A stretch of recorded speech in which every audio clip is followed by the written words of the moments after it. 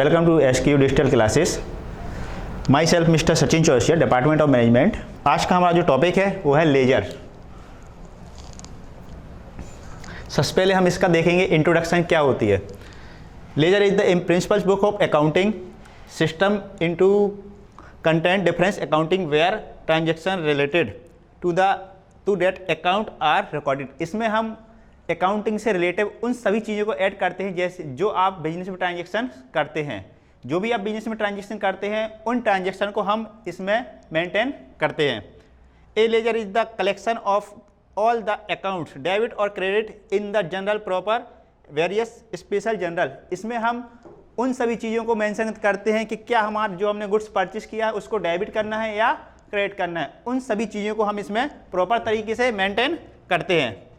ठीक, हम देखेंगे इसकी उपयोगिता क्या होती है। A ledger is a very useful and is of utmost importance in the organisation. ये एक बड़े ऑर्गेनाइजेशन के लिए बहुत इंपॉर्टेंट होती है।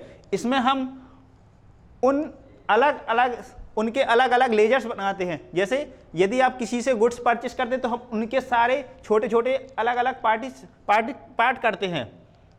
The net result of the transaction in respect of a particular account on a given data can, इसमें हम उनके अलग अलग डाटा बनाते हैं जिससे हमें उनका अकाउंट क्लियर मेंटेन हो जाता है कि हमें उससे पैसा लेना है या हमें उसको पैसा देना है।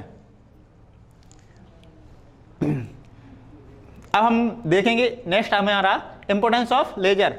लेजर के क्या इंपॉर्टेंस होते हैं। To get all the information regarding individual account. इसमें हम हर एक पर्सन का अलग अलग इंडिविजुअल जिसको बोलते हैं अलग अलग अकाउंट बनाते हैं। Next knowledge of debtor and creditor. इसमें हमें डेप्टर और क्रेडिटर्स का नॉलेज होना चाहिए कि क्या हमें डेबिट करना है और क्या क्रेडिट करना है। नेक्स्ट है knowledge regarding assets and liabilities. इसमें हमें ये देखना पड़ता है कि हमारे पास क्या हमारे संपत्ति हैं और क्या हमारे दायित्व हैं। जैसे आपकी मशीनरी है, मशीनरी हमारी क्या होती है, मशीनरी हमारी स्थायी संपत्ति होती है।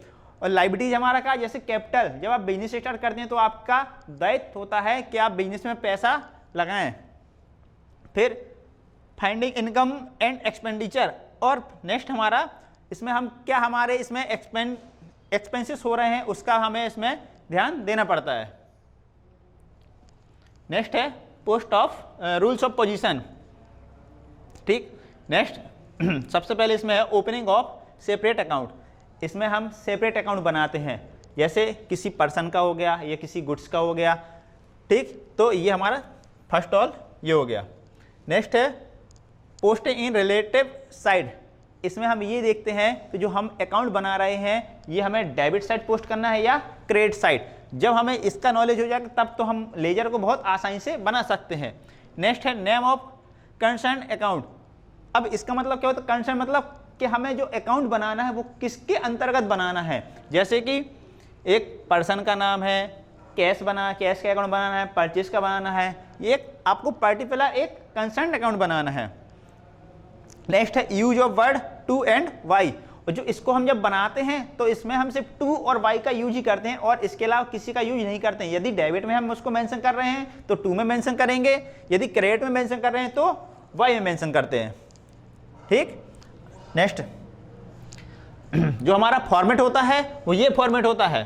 सबसे पहले हम इसमें डेट बनाते हैं, फिर पार्टिकुलर्स बनाते हैं, फिर जेएफ बनाते हैं, अमाउंट बनाते हैं और सेम यही कॉलम आपके ये होता है डेबिट और ये होता है क्रेडिट।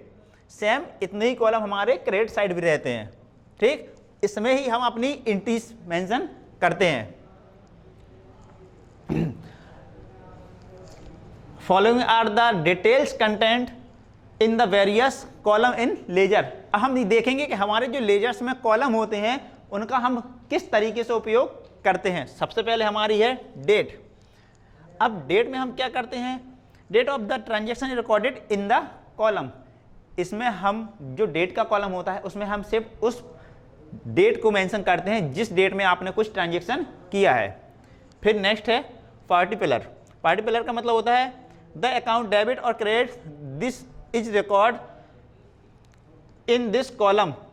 इसमें हम वो मेंशन करते हैं कि आपने यदि किसी से गुड्स परचेज किया है तो उसको डेबिट करना है या क्रेडिट करना है। यदि डेबिट करना है तो उसको हम टू में मेंशन करते हैं, यदि क्रेडिट करना है तो उसको हम वाई में मेंशन करते हैं।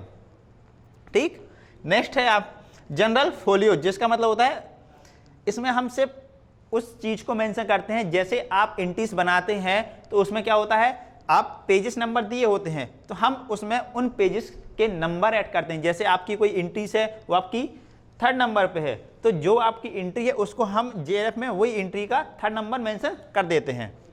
फिर नेक्स्ट है अमाउंट। अब अमाउंट तो पता ही होगा कि अमाउंट क्या होता है। अमाउंट में हम उस ट्रांजैक्शन से रिलेटिव जो भी आपने ट्रांजैक्शन किया है उसका अमाउंट फिल करते हैं। जैसे यदि आपने किसी से गुड्स परचेस किया है या किसी को गुड्स सेल्स किया है तो आपने कितने रुपए का उसको गुड्स बेचा है या कितने रुपए का गुड्स उससे खरीदा है, तो उसका अमाउंट हम अमाउंट के कॉलम में फिल करते हैं। ठीक, अब इसको हम कुछ एंट्रीज के अकॉर्डिंग समझते हैं। अब देखिए सबसे पहले हमारी फर्स्ट एंट्री है, जैसे Ashok started business with cash. अब इसमें हमें ये देखना है कि अशोक क्या कर रहा है। अशोक जैसे बिजनेस स्टार्ट कर रहा है तो इसकी हम फर्स्ट वाली एंट्री क्या बनाते हैं, इसकी हम एंट्री बनाते हैं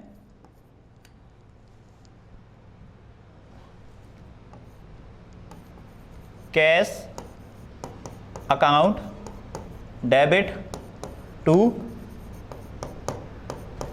कैपिटल अकाउंट।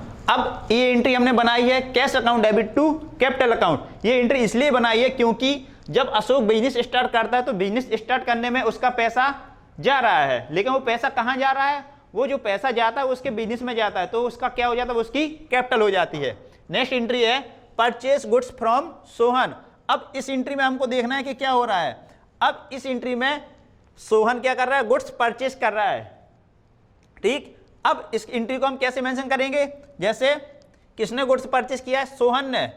जब सोहन गुड्स परचेस कर रहा है तो सोहन कौन है, देखो, तो इस एंट्री को हम मेंशन करेंगे परचेस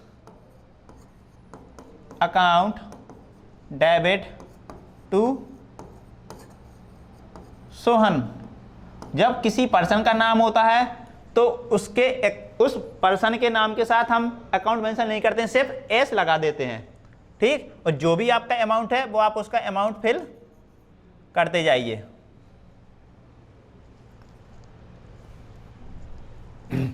नेक्स्ट है हमारा sold goods to Surendra.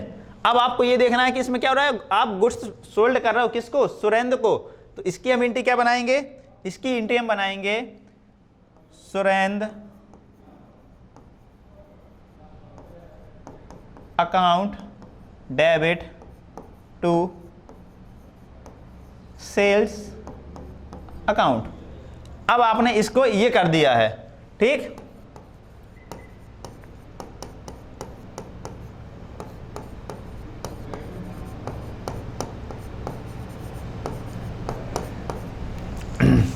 Next entry है पेड कैश टू राम। अब ये इस एंट्री में क्या हो रहा है, आप पेड कर रहे हैं किसको, राम को, तो इसकी एंट्री हम बनाएंगे Ram debit to cash account, क्योंकि हमारे पास से क्या हुआ, पैसा गया है। ठीक, नेक्स्ट है हमारा गुड्स सोल्ड इन कैश। अब एंट्री आपकी वही है, सिर्फ इसमें क्या हो रहा है कि उसने जो गुड्स आपको बेचा है वो नगद गुड्स बेच दिया है। तो जब आप नगद गुड्स बेचते हैं तो एंट्री हो जाती है cash account debit to sales account. ठीक, सेम आप ये वाली एंट्रीज भी करेंगे, जैसे पेड सैलरी। अब पेड सैलरी का मतलब क्या होता है कि आप सैलरी का पैसा दे रहे हैं, तो इसकी एंट्री आप बनाएंगे salary account debit to cash account. अब नेक्स्ट हमारा वेजेस पेड। अब जब वेजेस पेड की एंट्री है हमारी, तो इसकी हम एंट्री किस तरीके से बनाएंगे, देखिए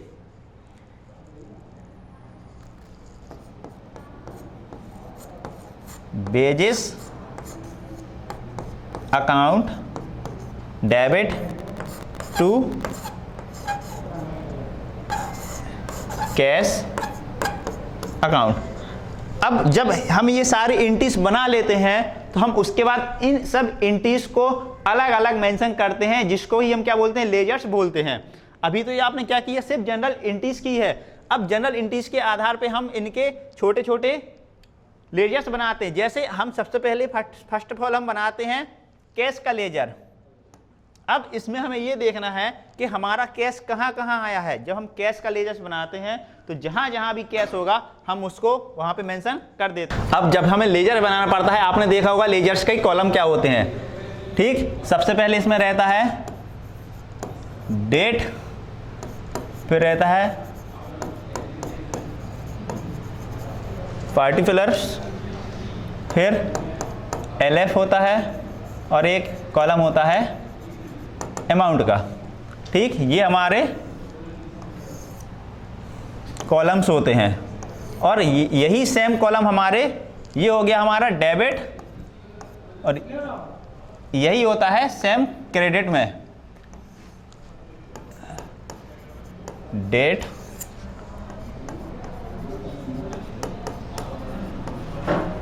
पार्टिकुलर्स, LF और अमाउंट। अब ये हमारा हो गया है लेजर्स का फॉर्मेट। अब हम सबसे पहले बनाएंगे कैश का लेजर। तो हम यहाँ पे लिखेंगे कैश अकाउंट। अब हमें ये देखना है कि आपने कैश में क्या क्या ट्रांजेक्शन्स किए हैं।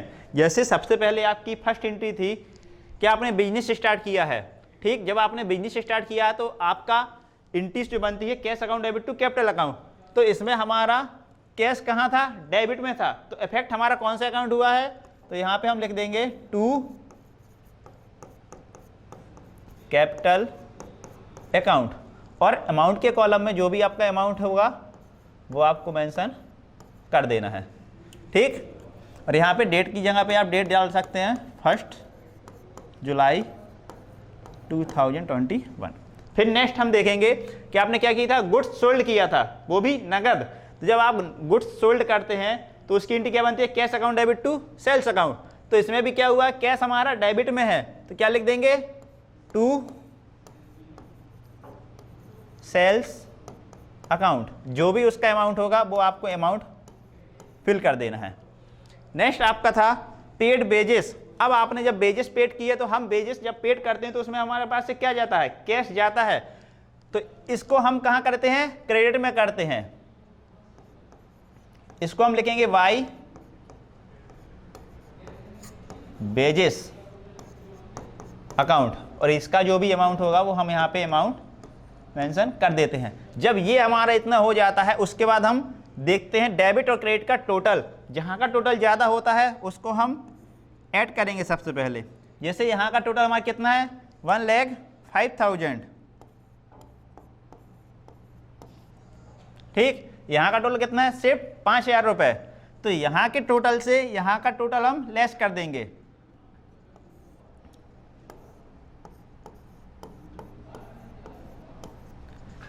लेस हो जाएगा तो यहाँ पे क्या आ जाएगा, वाई बैलेंस CD कितना आ जाएगा, 1 लाख। तो ये जो हमारा बैलेंस होता है, ये इस बैलेंस को हम कहाँ ट्रांसफर करते हैं, डेबिट में। इसको क्या मेंशन कर देंगे, टू बैलेंस BD। अब आप सोचेंगे CD और BD है क्या, तो CD का मतलब होता है कैरी डाउन और BD का मतलब होता है ब्रॉड डाउन, ठीक। तो इसका जो बैलेंस है यहाँ पे हम मेंशन कर देंगे, ठीक। ये हो गया हमारा कैश का लेजर। अब इसी तरह आप किसका बनाएंगे, आप इसी तरह नेक्स्ट बनाएंगे कैपिटल का। अब यहां पे हम लिखेंगे कैपिटल अकाउंट।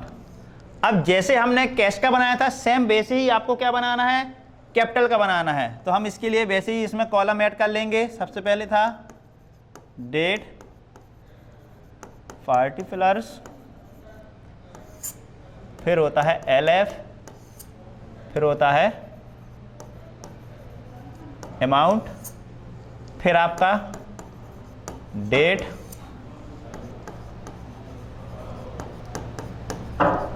पार्टिकुलर्स,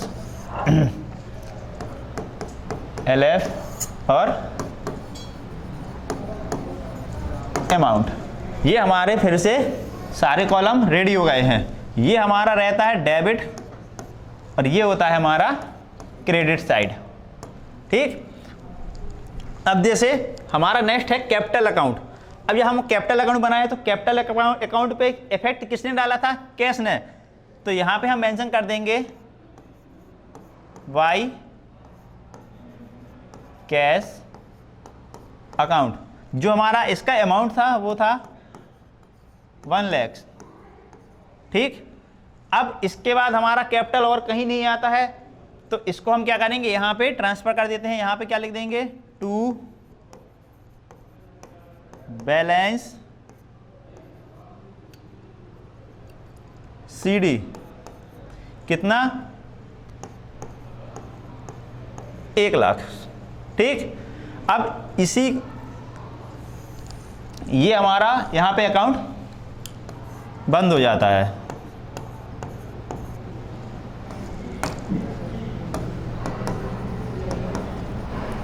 अब नेक्स्ट हम बनाएंगे, जैसे आपकी नेक्स्ट एंट्री थी कैश, अब सेल्स वाला, तो यहाँ पे हम फिर इसी का एक बनाएंगे, यहाँ पे सेल्स अकाउंट। जब हम सेल्स अकाउंट का बनाएंगे तो सर आपको करना कुछ नहीं है, वही कंडीशन आपको अप्लाई करना है। जैसे आपने क्या किया था, कैश से मतलब नगद माल बेचा था। जब आप गुड्स बेचते हैं तो आपके पास से क्या होता है, गुड्स जाता है, आपके पास पैसा आ जाता है। ठीक, तो हम यहाँ पे क्या लिखेंगे, वाई